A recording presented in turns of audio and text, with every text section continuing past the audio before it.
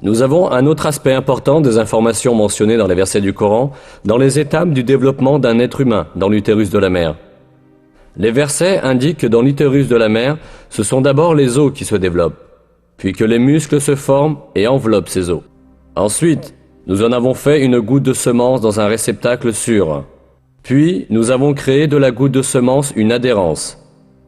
Puis, nous avons créé de l'adhérence un morceau mâché. Puis nous avons créé du morceau mâché des os, puis nous avons revêtu les os de chair. Ensuite, nous en avons produit un autre être. Béni soit Dieu, le meilleur des créateurs.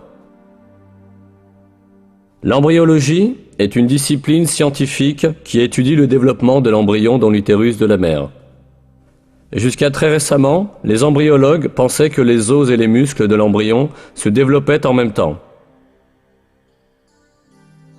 Pour cette raison, il y a longtemps eu des gens qui prétendaient que ces versets étaient en contradiction avec la science. Mais des recherches microscopiques plus poussées, effectuées grâce au progrès technologique, ont établi que la révélation coranique est littéralement correcte. Ces examens, au niveau microscopique, ont montré que le développement à l'intérieur de l'utérus maternel se fait exactement de la manière décrite dans le verset.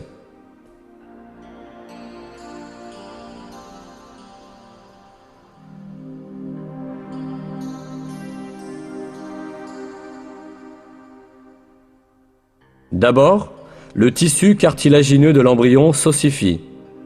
Puis, les cellules musculaires qui sont sélectionnées dans le tissu, entourant les os, s'assemblent et enveloppent ces os. Cet événement est décrit dans une publication scientifique en ces termes.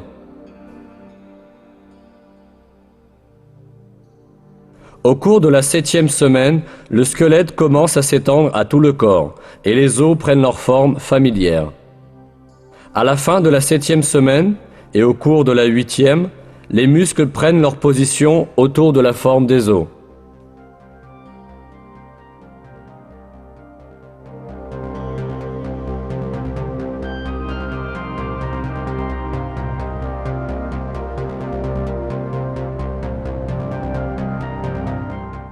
En bref, les étapes du développement humain, décrites dans le Coran, concordent parfaitement avec les découvertes de l'embryologie moderne.